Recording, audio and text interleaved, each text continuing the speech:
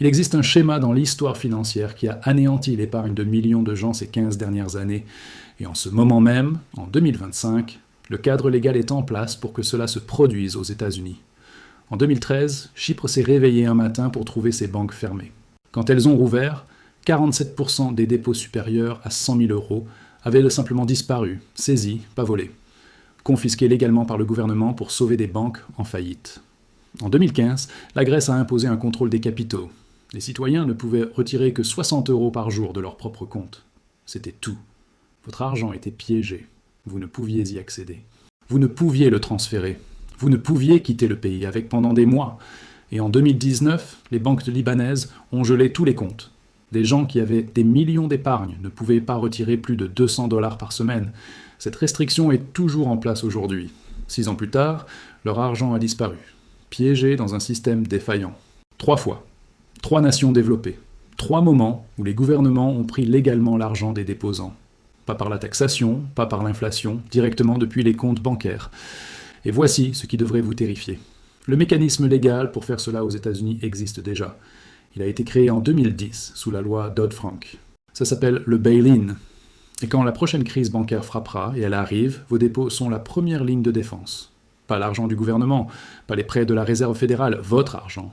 C'est l'histoire de comment les gouvernements modernes saisissent les dépôts bancaires, pourquoi la loi le permet, et pourquoi votre épargne n'est pas aussi sûre que vous le pensez. Avant d'examiner le schéma, vous devez comprendre ce qu'est un bail-in, et en quoi il est différent de tout ce qui est venu avant. En 2008, quand les banques ont fait faillite, les gouvernements les ont renflouées. L'argent du contribuable, l'argent imprimé, les prêts d'urgence, les pertes des banques ont été transférées au public. Et les gens étaient furieux. Too big to fail est devenu too big to save. Le contre-coup Polytech fut énorme. Alors, en 2010, les gouvernements aux États-Unis et en Europe ont adopté de nouvelles lois. La raison officielle était d'empêcher de futurs renflouements. Les banques devraient ne faire faillite si elles font de mauvais paris. Plus de sauvetage par le contribuable. Cela semble bien, non? Mais voici le piège. Quand une banque fait faillite, quelqu'un doit absorber les pertes. Les actionnaires perdent en premier, évidemment, puis les détenteurs d'obligations. Mais si cela ne suffit pas, si les pertes sont plus importantes que les capitaux propres et les obligations réunies, qui est le suivant? Les déposants. Les gens qui pensaient que leur argent était en sécurité à la banque. C'est un bail-in. Au lieu que le gouvernement renfloue la banque avec l'argent du contribuable, la banque se renfloue elle-même en prenant l'argent des déposants. Votre épargne devient le capital de la banque du jour au lendemain, sans avertissement, sans votre consentement. C'est légal. C'est dans la loi, et c'est déjà arrivé 3 fois. Commençons par la première fois où le monde a vu cela en action. Chypre, mars 2013. C'est le modèle. Chypre est une petite nation insulaire en Méditerranée. Environ 1,2 million d'habitants. Elle fait partie de l'Union européenne et utilise l'euro. Et dans les années 2000, Chypre est devenue une place bancaire. Les oligarques russes, les entreprises européennes, les particuliers fortunés, ils ont tous placé leur argent dans les banques chypriotes. Pourquoi? Faible fiscalité, secret bancaire, accès à la zone euro. En 2012, le secteur bancaire à Chypre détenait des actifs égaux à 800% du PIB du pays, 8 fois plus. Les 2 plus grandes banques, la Banque de Chypre et Laiki Bank, étaient devenues trop grandes, beaucoup trop grandes, et elles avaient fait de mauvais investissements. Elles avaient acheté des obligations d'État grecques, beaucoup. Les obligations grecques offraient des taux d'intérêt élevés, 10-12%. Alors, les banques chypriotes s'en sont gorgées. Mais quand la Grèce a eu sa crise de la dette en 2010-2012, ses obligations se sont effondrées. La Grèce a restructuré sa dette, les détenteurs d'obligations ont subi des pertes de 50 à 70%, et les banques chypriotes détenant des milliards d'obligations grecques étaient soudainement insolvables. Elles avaient perdu plus que leur capital. Elles étaient en faillite. Mais elles sont restées ouvertes parce que tout le monde feignait que les pertes n'étaient pas réelles. En mark-to-market, pas si cela signifie admettre l'échec. Puis, début 2013, la comédie s'est arrêtée. Les banques avaient besoin d'un renflouement. 10 milliards de dollars pour se recapitaliser. Mais le PIB total de Chypre n'était que de 18 milliards. Le gouvernement ne pouvait pas se le permettre. Alors Chypre s'est tourné vers l'Union européenne et le FMI pour obtenir de l'aide. Et l'UE a dit « Oui, nous fournirons des fonds, mais à une condition. Vous devez procéder à un bail-in des déposants. » Le 16 mars 2013, les banques de Chypre ont fermé. C'était un samedi, sans avertissement.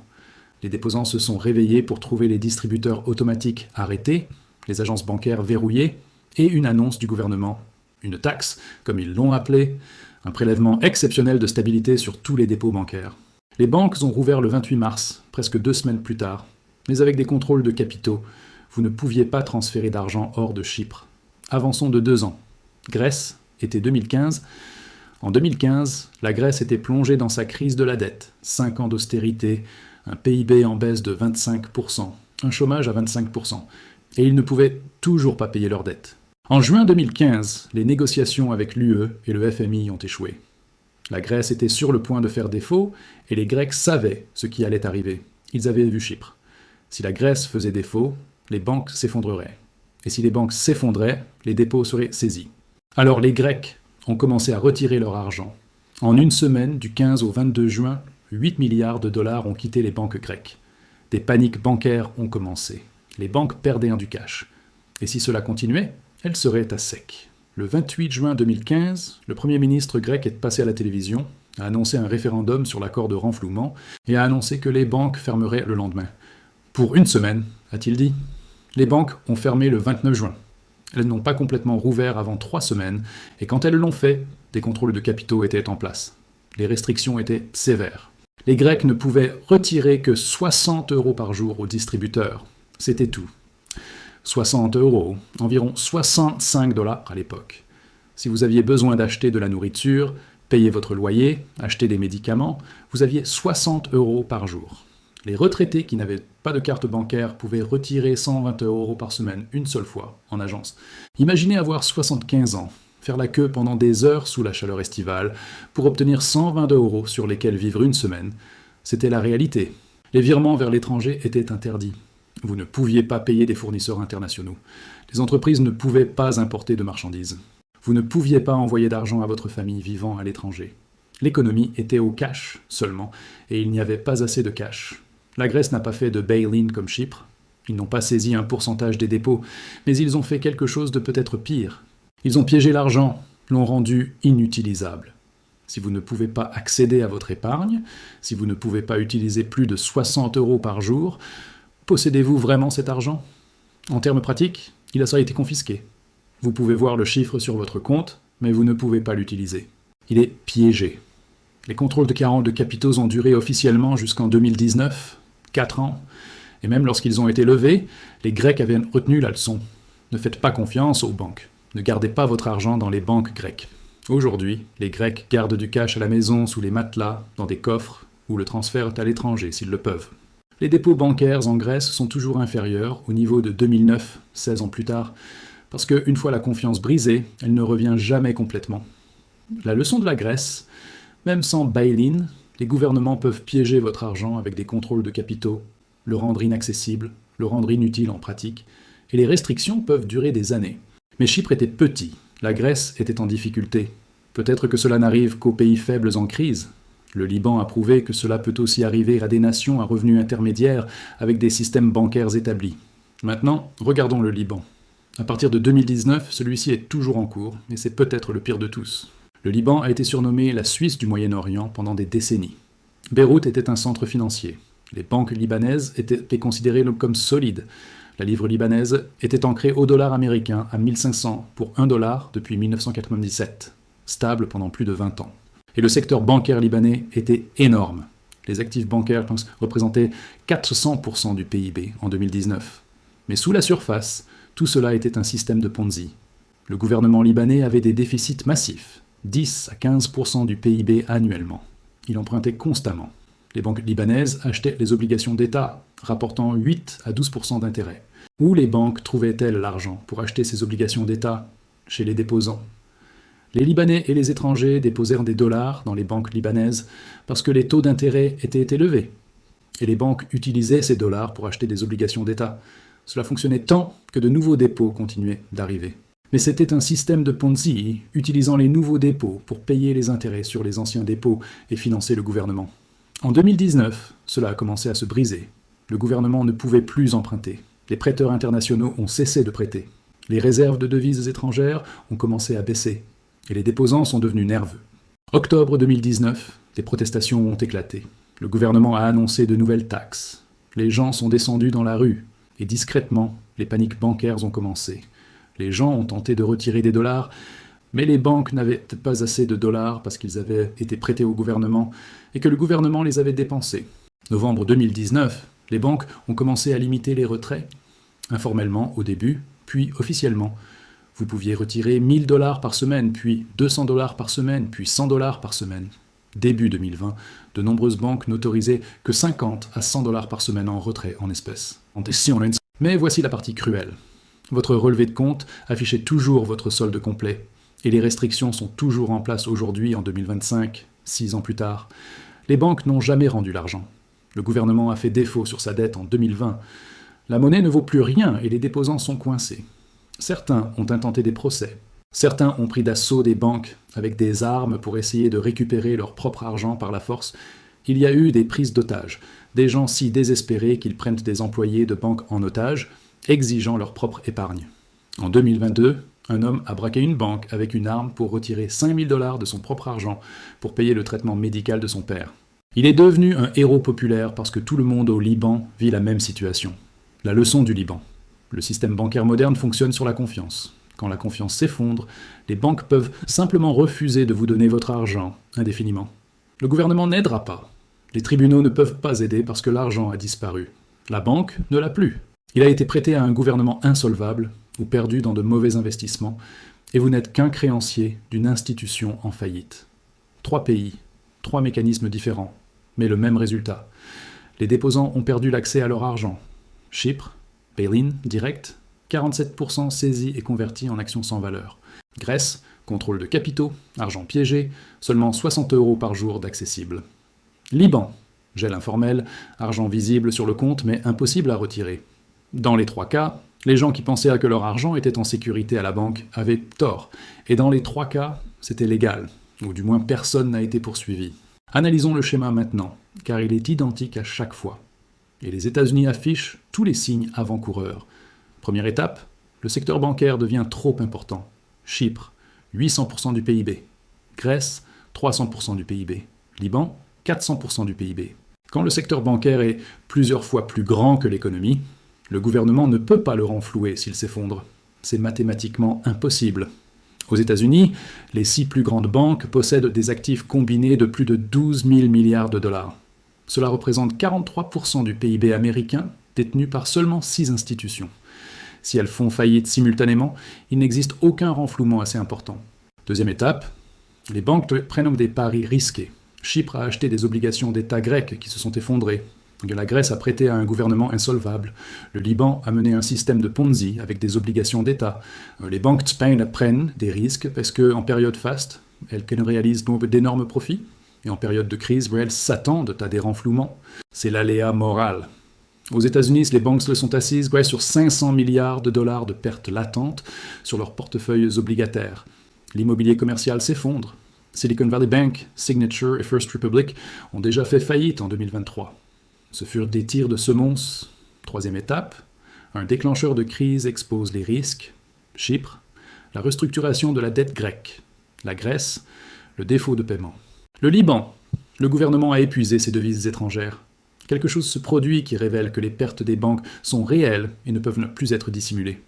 Aux États-Unis, le déclencheur pourrait être une récession, un krach de l'immobilier commercial, la hausse des taux d'intérêt rendant les pertes obligataires impossibles à cacher, une crise géopolitique provoquant une fuite vers le dollar. Le déclencheur spécifique n'a pas d'importance. Les vulnérabilités sont déjà là. Quatrième étape, les paniques bancaires commencent. Une fois que les gens voient le risque, ils essayent de récupérer leur argent, et c'est rationnel. Dans un système de réserve fractionnaire, les banques ne gardent qu'environ 10% des dépôts comme réserve. Le reste est prêté. Donc si tout le monde essaye de retirer en même temps, la banque s'effondre. Dans les 3 exemples, les paniques bancaires ont commencé ou étaient sur le point de commencer quand les gouvernements ont agi. Aux États-Unis, nous avons vu de nombreuses ruées en 2023. Silicon Valley Bank a subi 42 milliards de dollars de retrait en un seul jour, avant que les régulateurs ne la ferment. L'infrastructure des paniques bancaires numériques, où vous pouvez déplacer de l'argent avec une application, rend les ruées modernes plus rapides et plus meurtrières que jamais.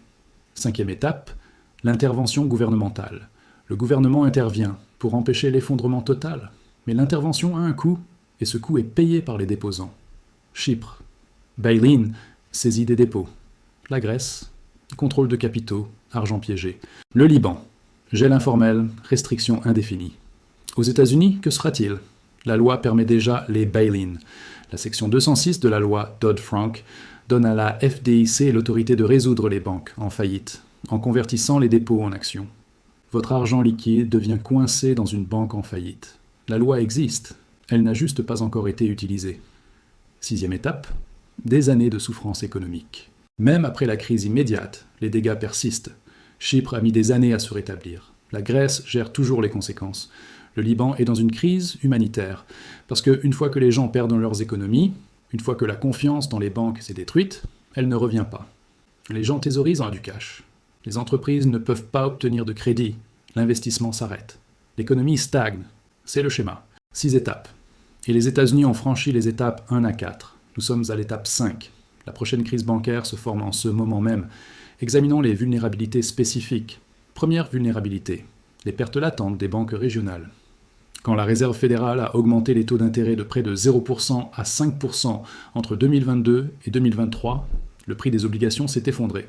Les banques détiennent des milliers de milliards d'obligations, et ces obligations valent aujourd'hui bien moins que ce que les banques ont payé pour elles. Selon les règles comptables, les banques n'ont pas à constater ces pertes tant qu'elles détiennent les obligations jusqu'à leur échéance. Mais si les déposants retirent leur argent, les banques doivent vendre les obligations pour obtenir du cash. Et quand elles vendent, elles réalisent les pertes, ce qui réduit leur capital. Réduisez-le suffisamment et la banque est insolvable. Silicon Valley Bank a fait faillite de cette manière. Elle avait 16 milliards de dollars de pertes latentes. Quand les déposants ont retiré leurs fonds, elle a dû vendre des obligations, réaliser des pertes et boum, faillite.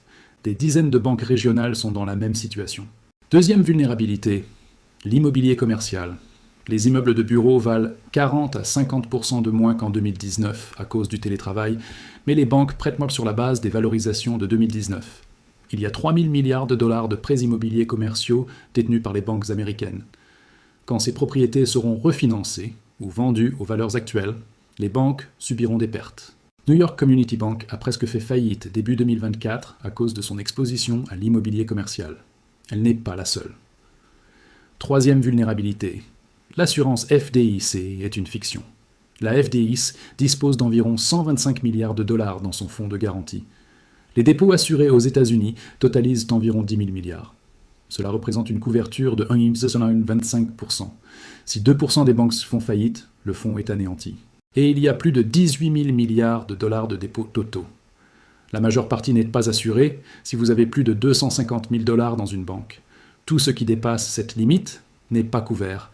Et même pour les montants inférieurs à 250 000 dollars, si suffisamment de banques font faillite simultanément, la FDIC n'a pas l'argent. Elle devrait emprunter au Trésor ou à la Fed, ce qui signifie imprimer de l'argent, ce qui signifie inflation. Soit vous perdez vos dépôts directement, soit vous les perdez par l'inflation. Choisissez votre poison. Quatrième vulnérabilité. Les paniques bancaires numériques sont imparables. Autrefois, une panique bancaire prenait du temps. Il fallait se rendre physiquement à la banque, faire la queue, il y avait des frictions. Aujourd'hui, vous pouvez retirer 50 000 dollars avec une application en 30 secondes, le transférer vers une autre banque ou acheter du Bitcoin. Silicon Valley Bank a subi 42 milliards de dollars de retrait en un jour. Cela représente 25% de ses dépôts, partis en 24 heures. Aucune banque ne peut survivre à cela. Et une fois qu'une banque fait faillite, la panique se propage instantanément via les réseaux sociaux. Tout le monde essaie de retirer de banques similaires en même temps. C'est la fin de la partie. Cinquième vulnérabilité. La loi sur le bail-in existe. La loi Dodd-Frank est claire. En cas de crise systémique, la FDIC peut résoudre les banques en faillite via des renflouements internes. Alors, que se passe-t-il ensuite? Imaginez le scénario. Nous sommes fin 2025 ou 2026.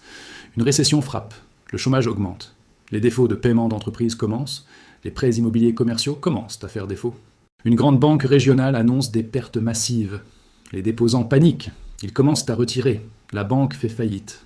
La FDIC la reprend, mais la FDIC ne peut pas couvrir tous les dépôts. D'autres banques avec des expositions similaires subissent des ruées. 3 autres banques font faillite en une semaine. Le fonds de la FDIC est presque épuisé. La bourse s'effondre de 20%. Les marchés du crédit se figent. Le président déclare l'état d'urgence financière. Pendant le week-end, des contrôles de capitaux sont annoncés. Des limites de retrait, 300 $ par jour aux distributeurs. Des limites de transfert, vous ne pouvez pas déplacer plus de 10 000 $ sans autorisation. Les virements à l'étranger sont suspendus. Et la FDIC annonce que les dépôts dans les banques en faillite supérieurs à 250 000 $ seront convertis en actions. Bail-in. Vous aviez 500 000 $ à la banque, 250 000 $ sont assurés. Les autres 250 000 $ deviennent des actions dans une banque qui vaut peut-être 20 cents pour $1, 3 fois, 3 pays. 3 moments où les déposants ont appris que leur argent à la banque n'était pas réellement leur argent. C'est un prêt non garanti à la banque. Et en période de crise, ce prêt peut être converti en action ou gelé indéfiniment. Chypre nous a appris que les bail-ins sont légaux. La Grèce nous a appris que les contrôles de capitaux peuvent durer des années. Le Liban nous a appris que les banques peuvent simplement refuser de vous donner votre argent et que vous ne pouvez rien y faire. Et les États-Unis disposent déjà du cadre juridique pour les deux, les buy-ins et les contrôles de capitaux. Alors, les vulnérabilités sont extrêmes, les avertissements sont partout, et le schéma indique que cela arrive. Peut-être avez-vous 6 mois, peut-être 1 an, peut-être 2, mais les mathématiques disent que c'est inévitable. Alors, que faire ? Premièrement, comprenez que les dépôts bancaires ne sont pas de l'épargne, ce sont des prêts à la banque, des prêts non garantis. Si la banque fait faillite, vous êtes un créancier, pas un déposant, et les créanciers subissent des pertes. Deuxièmement, ne gardez pas tout votre argent dans une seule banque. Ne gardez pas plus de 250 000 $ dans une seule institution. Répartissez-le. Réduisez les points de défaillance uniques. Troisièmement, gardez un peu de cash en dehors du système bancaire, du cash physique. S'il y a des contrôles de capitaux ou des bail-ins, le cash en main est le seul argent auquel vous aurez accès. Quatrièmement, considérez les actifs tangibles. L'immobilier, l'or, des choses qui existent en dehors du système bancaire et ne peuvent pas être gelées ou bail-inées. Cinquièmement, ayez un plan. Sachez ce que vous ferez si des contrôles de capitaux sont annoncés, où vous déplacerez votre argent, ce que vous achèterez. Parce qu'une fois que cela commence, vous n'aurez pas le temps de comprendre. Et sixièmement, comprenez que le gouvernement ne vous protégera pas. Il protégera le système. Il protégera les banques. Et si cela signifie prendre votre argent, il le fera. Chypre, la Grèce et le Liban l'ont prouvé. La loi aux États-Unis le permet. Et quand la crise arrivera, cela se produira. 3 fois en 12 ans, les gouvernements ont pris légalement l'argent des déposants. À chaque fois, les gens pensaient qu'ils étaient en sécurité. À chaque fois, ils pensaient que cela ne pouvait pas leur arriver. À chaque fois, ils avaient tort. Le schéma est clair. La loi est en place. Les vulnérabilités sont extrêmes. Et l'histoire nous a montré exactement ce qui se passe ensuite. La seule question est de savoir si vous le verrez venir avant que votre argent ne soit piégé. Si ceci vous a ouvert les yeux sur ce qui arrive réellement, abonnez-vous. Parce que quand la prochaine crise bancaire frappera, quand votre argent sera gelé ou bail-iné, vous voudrez comprendre ce qui s'est passé et pourquoi. Les réponses ne se cachent pas dans le futur, elles sont écrites dans le passé, et je vais vous montrer où chercher.